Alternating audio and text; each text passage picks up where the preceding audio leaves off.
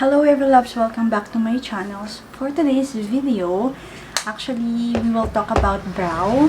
So I'm gonna show you how to do a brow but better. It's more on the natural brow. Magkakaroon na ng konting shading, but I'm sure na kayang-kaya nyo itong gawin. So, yan, nagawa ko na yung aking makeup, nagawa ko na yung aking base, lipstick, and then my eyes. And then, let's proceed to doing our brow.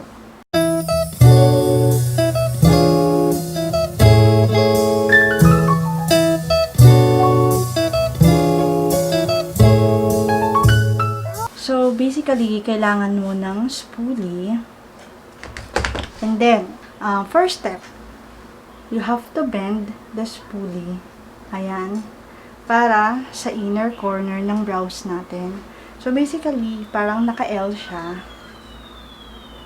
And then, all you have to do, first step, is to comb your brows upward. And then, pagpababa, ayan, pa-side naman. Okay, and also to the other brow, just repeat the same step. In the inner corner, pataas, until in the middle, and then pagdating sa tail, pahiga. So, in that way, makikita mo kung anong area yung kailangan pagtuunan mo ng pansin, especially may mga bulb or spacing dito, and then here. So yan yung areas na usually kailangan ng brow product. Second step is shading. So for me, shading is filling the space or giving it an illusion na full yung brows natin. So, I'm going to use nga pala this Fashion Brow from Maybelline. Ayan, Maybelline in the shade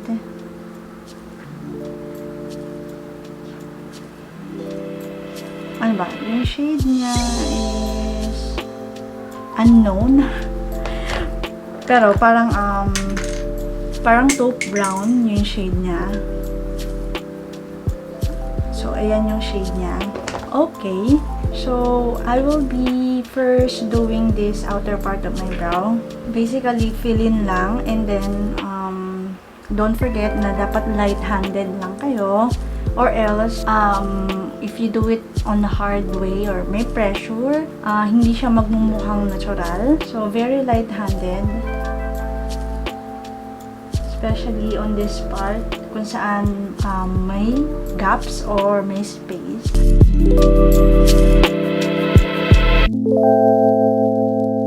And after that, you can blend.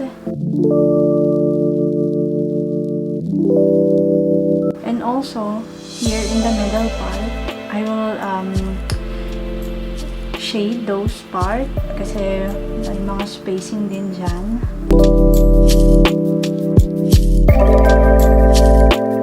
And then, blend everything out. Okay, as you can notice, wala naman nagbago, di ba? So, yun po talaga yung gusto natin. Parang natural brow lang po talaga. Kaya, hindi tayo mag-dramatic na effect dito sa kilay natin. So, let's continue. As I can notice, meron pa din ako dito sa gitnang gaps. So, lightly shade ko din yung part na yan.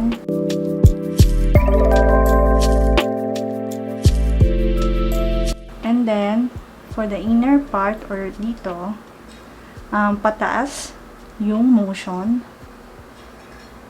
Pero light-handed lang din.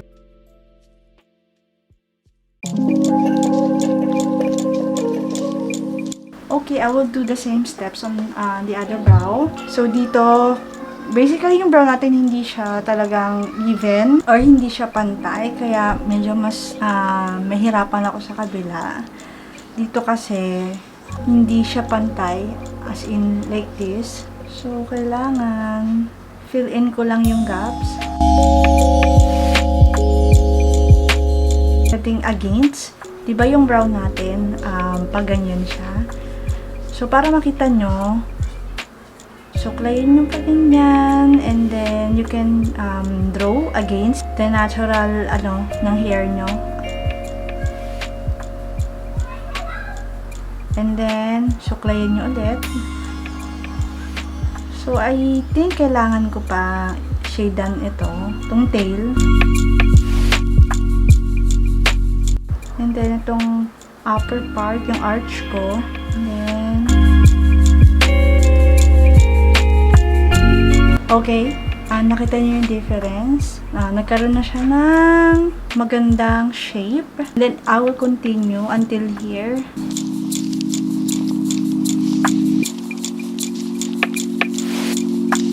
Pataas na. All you have to do, light-handed, pataas yung motion.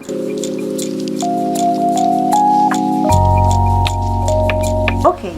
And then, dito magkakaroon ng magic.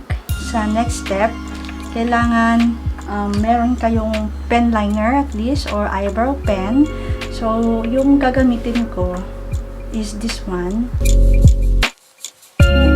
Ayan, actually, wala na siyang tinta. So, yung ginagawa ko o yung pwede ko ma-share na hack, if may pomade kayo, ito yung all-time favorite pomade ko, Brow Pomade is from LA Girl. Ayan, murang-mura lang siya guys, in the shade dark brown. Kailangan kasi precise, kasi magdodraw tayo ng individual na hair stroke. Yun yung makakapagbigay ng illusion na full and bushy yung brow mo, pero hindi sobrang define. So, all you have to do, actually, kung meron kayong na tuyong tinta, na mga eyeliner, pen liner, pwede na yan. Basta, pipiliin nyo lang yung brush tip na super fine or super nipis para makapag-draw tayo ng individual lashes. So, I'm gonna dip the pen in the product. And then, of course, I have to remove yung excess. And then, I'm going to brush again my eyebrow. I will start in this area. So, mag-draw ako ng individual eyebrow. Pababa.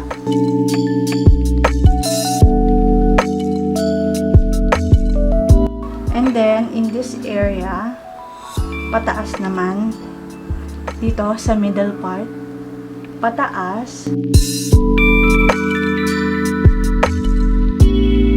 And then, alalay lang, baka kasi makapag-drawing kayo ng linya talaga na sobrang kapal. And hindi natin gusto yon. Okay, so, in this part, kailangan precise.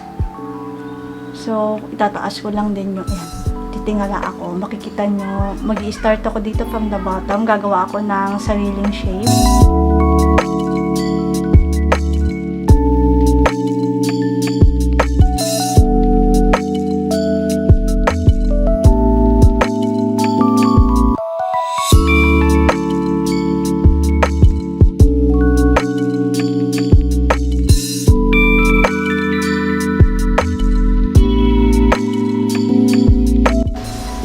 So, nag-blurred na siya, no? Nag-out of focus na. Pero, yun nga, same technique pa din ako. Nag-draw lang ako individual lashes. So, yan. So, nakita niyo yun? I hope ma-gets nyo. Okay. So, nakita nyo naman yung difference. So, napansin nyo yung difference. Hindi siya plakadong-plakado. Actually, ayan, may mga individual lash akong parang drawing. And then, I will repeat the same step on the other eye. Dito, kailangan pababa.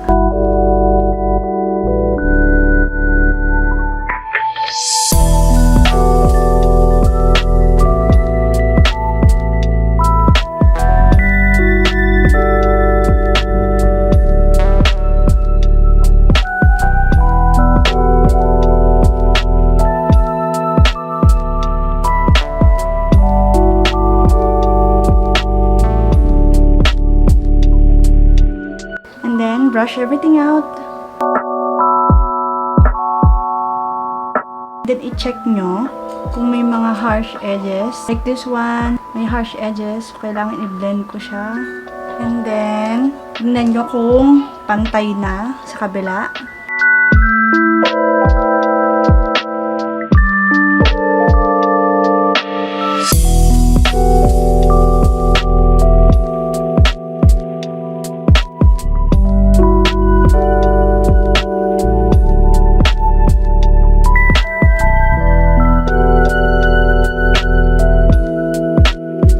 So, next product, dito ako sobrang excited na i-share sa inyo. This is the secret why naka-stay in place yung mga brow na parang naka-brush up or bushy. This is the Brow Pomade. This is the brow gel from Maybelline Cosmetics. So, what I do, so the same spoolie, I'm just gonna dip it here and then remove the excess. And then, I will start brushing it upwards. Focus muna ako dito sa inner. See? And then, pagpalabas, kailangan pahiga. Ayan. See the magic? Magic? Okay. So, if ayaw nyo ng ganyan, if ayaw nyo masyadong, ayan, nakataas, pwede nyo namang baguhin yung shape. Pwede nyo linisin. Ayan. Okay, so, repeat the same step on the other brow.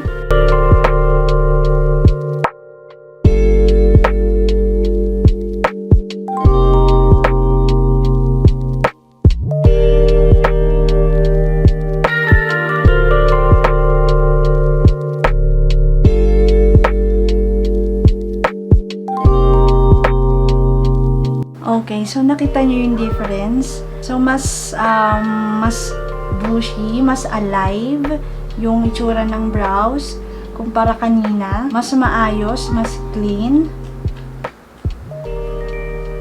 And from this point, pwede kong balikan yung mga parts na gusto kong ayusin. Like, gusto ko pa siyang medyo lagyan ng tail. And then, on the other side, gusto ko pa siyang lagyan ng tail.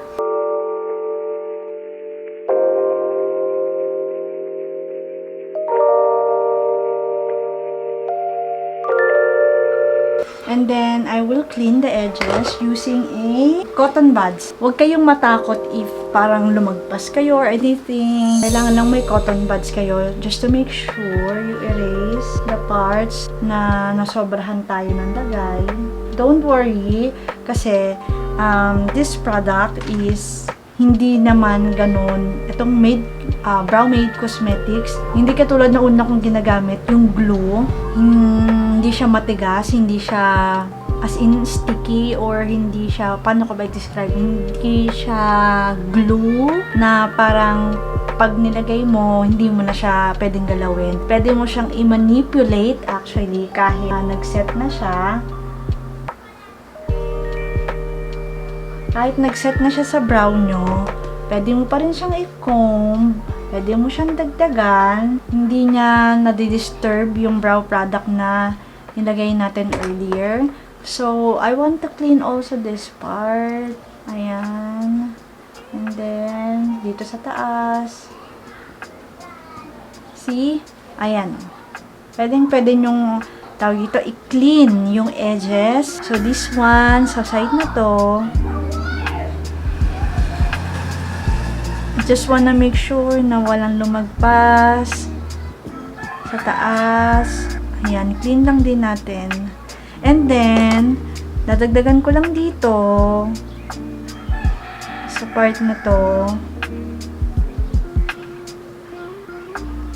Actually, itong product na to, kahit meron ka ng nalagay na brow gel, you can still, ayun, lagyan, dagdagan ng brow product, hindi niya nadi-disturb nga or wala namang effect sa kanya, still andyan pa rin siya. So comb lang din natin for last touch. Okay, on this point, pwede mo pang lagyan ng more product, more brow gel ha, brow gel, pero para sa akin, okay na to. Okay na. So for me, okay na siya. But what if kapalan pa kayo or hindi kayo sanay na may ganyan yung brows nyo? You still can use your Q-tip to gently remove any excess product. Ayan, para mas more natural. Pwede nyo i-clean out.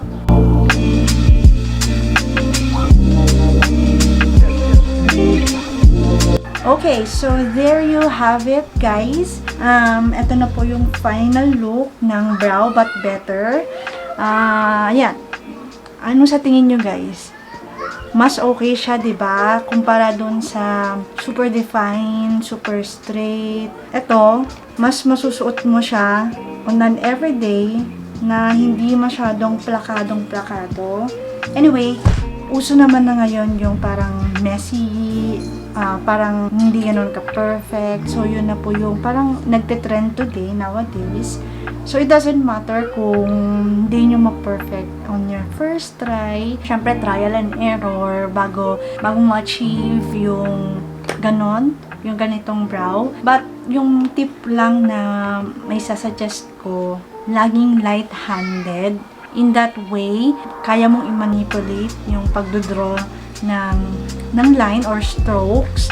Kailangan light-handed lang as much as possible. Kasi pag once na nag-start kayo with a heavy hand, mahirap na siyang i-redo. So, yun nga, paunti-unti, kailangan gradual yung paglalagay natin ng product, hindi yung isang hand, para mas natural yung dating niya. So, there you have it, guys. I hope, ayan, naituro ko sa inyo ng step by step. So, this is my brow on the closer look.